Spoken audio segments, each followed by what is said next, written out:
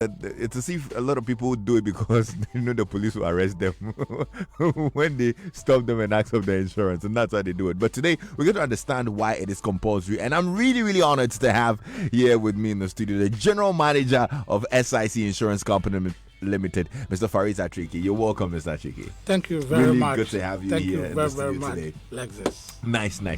So today we talk about motor insurance compulsory. Why it is compulsory. Like I said earlier, a lot of people, they actually do it because the police will stop them and ask them, where's your insurance? But there should be some reason to it. There should be a more compelling reason why we all need motor insurance, isn't there? Yeah, definitely. Let me say good afternoon to your cherished listeners. Right. To the question, Lexus, let me answer this way. It may sound controversial. Motor insurance actually is not compulsory. Okay. That sounds very controversial, isn't it? Very. Good. The police on one side, we on the other side. Sure. Motor insurance, I say, is not compulsory, and the basis for this assertion, I can say it's founded in two pillars. Okay. First and foremost, we need to clarify that motor insurance goes beyond third-party insurance. So we have the third party, we have the third party fire and theft, and we have the comprehensive. So we can assume that when we say motor insurance is compulsory, it's clear not all forms of motor insurance is compulsory, but we may be thinking that it's the third party type that is compulsory. Now I said it is not compulsory. The answer is found in the Motor Vehicles Third Party Insurance Act of 1958, number 42, and Section 1 of that act, provides that no person shall put to use a motor vehicle unless there is in force, 1, a policy of insurance. Okay. Or 2, a security in respect of third-party risk. So you see, you do not need compulsory to have the policy of insurance if you can have a security. Now this security could say is limited to private vehicles, though, and you need to put a deposit of, in today's terms, 200,000 Ghana cedi. Then it was 2 billion. Wow. You need to put that deposit for each vehicle that you use on the road with the accountant general. Now, if you have 200,000 cedis, like this, if you are an organization, you have 10 vehicles, you need to put 200,000 cedis times 10 and deposit it with the accountant general. Then you don't really need that insurance. That is not the end of it. Section 1 of the Motor Vehicles Insurance Act, is where this provision lies. Then in Section 3, Section 3 of the Act outlines some exemptions. And again, that is why I said motor insurance is not that compulsory. Some government vehicles, by Section 3 of that Act, are exempted. Okay. Vehicles belonging to the police and by extension the military is exempted. Not that all. The President of the Republic can at any time exempt you, Lexus, from that. Okay. So you see, it's a general statement we make, and we are cool with it. Okay. So for me, who doesn't have 200,000 Ghana cedis to go and sit at Registrar General or Accountant General or wherever, the option is for you to get the insurance. the option is to get the insurance. So, and you mentioned third party cover. Okay, who or what is a third party in motor insurance, and why is it so important that you mentioned the third party? I remember you put emphasis on that and not even comprehensive. Yes. So why is the third party bit so important? Well, thank you. This is a hidden, very good question. You see, insurance is a contractual relationship. Parties to the contract are termed contracting parties. Those who are not privy to the contract definitely are third parties. So you and I, all of us here, the general public, you can simply categorize all of us as third parties, one way or the other. Now, if we look at a situation where people are able to spend so much money to buy vehicles and then have a challenge fueling it,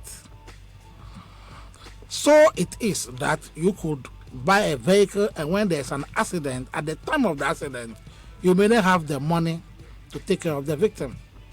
Now, government owes a responsibility to all of us to ensure that this. When you look at the statistics, it's frightening.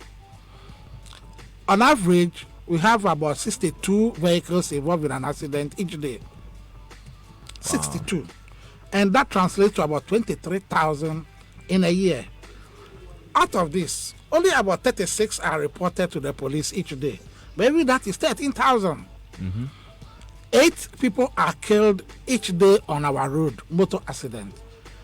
In 2018 alone, we had about 2,800 people killed in motor accident. 800 of them are pedestrians. They were not in the vehicle. They were just, like we usually say, going there somewhere. 800 killed. Now, if you look at it, even 2019, the first quarter alone, 700 killed, January to March. Wow. If you look at this, definitely, even if we were not to be having this provision in the law today, government will feel compelled to introduce it, to use legal basis to correct a defect in society. So, like I said, all of us can fall into that category of third parties. And in order to protect us from either somebody who hit and ran away, either somebody who did not run away but is a man of straw, and so many, we have this insurance in place to guard and protect all of us who easily be categorized as third parties. And that is the reason why, although for insurers, third party per se, insurance premium is not big, we value and cherish third party insurance much more than even the big policymakers, because beyond business, it takes care of a societal need. So is there a difference between the I thought the third party is more like a subset of the comprehensive. Yeah, you can actually call it so. And for the benefit of listeners, let me explain that the third party motor insurance will cover only third party legal liabilities of the policyholder for death or injury suffered by victims arising out of the use of the vehicle or damage or loss to their property. Now, this is the list of the motor insurance cover you can get. Okay. The third party one. Now, on top of it, yes, on top of it, then we have the one that is called third party fire and theft. And that means in addition to the third party cover, it also adds loss or damage to the insured vehicle arising from fire or theft. Okay. And then on top of it is the comprehensive, which of course is not really comprehensive, because there's nothing like comprehensive insurance as if it covers everything under the sun. No. But then the comprehensive adds to the third party cover any loss or damage to the vehicle itself arising from other causes. It can be natural like flood, it can be social like route and malicious damage, or overspeeding overturning, collision, and the rest. Oh, I see. So why can't my 17-year-old university undergraduate child drive my car? I was tempted to say that. Why don't you buy him a bicycle? Now, you see, as I stated earlier on, motor insurance is a contractual relationship. And, for every contract, you need to meet the qualifying conditions for the contract to be valid. And parties, should have the capacity to contract. We know in Ghana, when it comes to contract, particularly commercial contracts, you need to be an adult to be in it. Yeah. This is reinforced, by the road traffic regulations. Section 37 of the road traffic regulations, if I recall, legislative instrument 2180 of 2012, provides that a person is disqualified from holding or obtaining a license to drive. One, it says a motorcycle if you are below 18, commercial vehicle if you are below 25, any other vehicle if you are below 18. So a minimum of 18 is set. And unfortunately, that is why you may have to get a bicycle for your daughter. You can't drive a motor vehicle. Okay. And if you are found to be in contravention of it, upon summary conviction, you'll be fined heavily. Wow. There have been incidents of some unscrupulous persons issuing fake motor insurance stickers to unsuspecting, insurance customers. Now, how can an insured customer distinguish between what is fake and what is not? That is very difficult. That is really, really difficult. I've seen one or two fake things.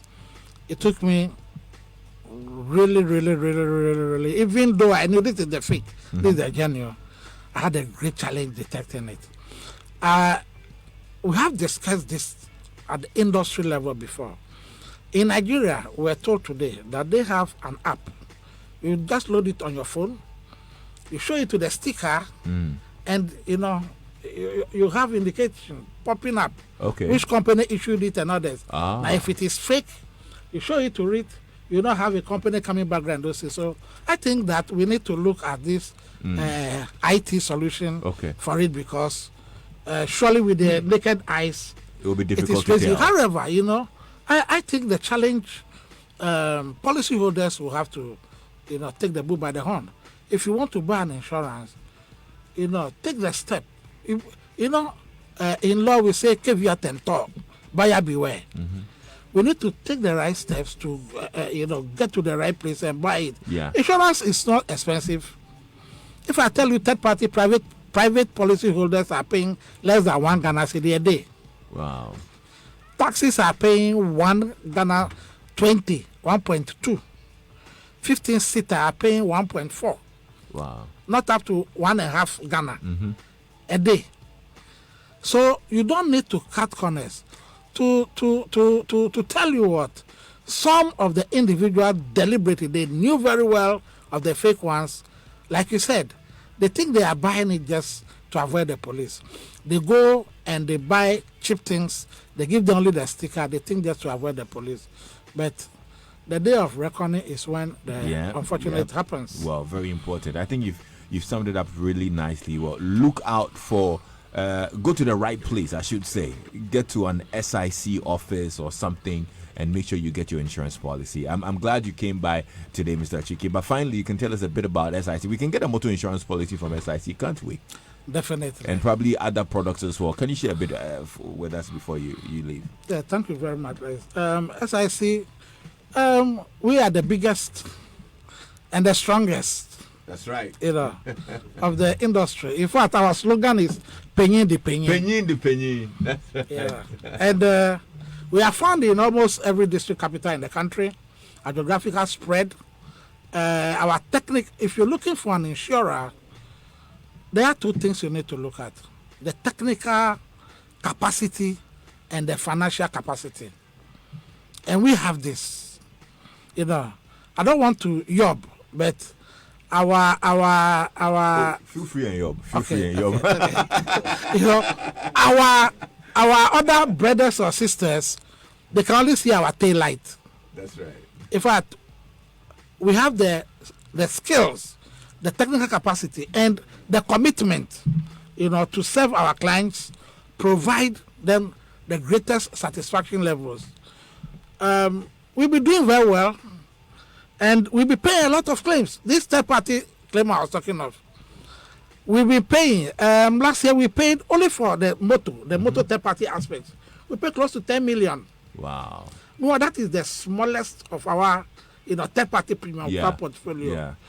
Yeah. So SIC paying the penny. There you go, penny the penny. And like the Ghana Insurance Association says, the Ghana insurance companies paying claims is our business. Definitely. Thank you so much, Mr. Attrickie. Thank really you so much, came Leslie. by. Thank you so much, I'm Leslie. glad. Thank you, I've been spending time with General Manager of SIC Insurance Company Limited, Mr. Faris Attrickie, here on Drive Time on Joy. Pretty shortly, Baba will join us with the latest update in sports on Global Sports. Tomorrow as well, we'll bring you another very educative topic right here on your Superstation.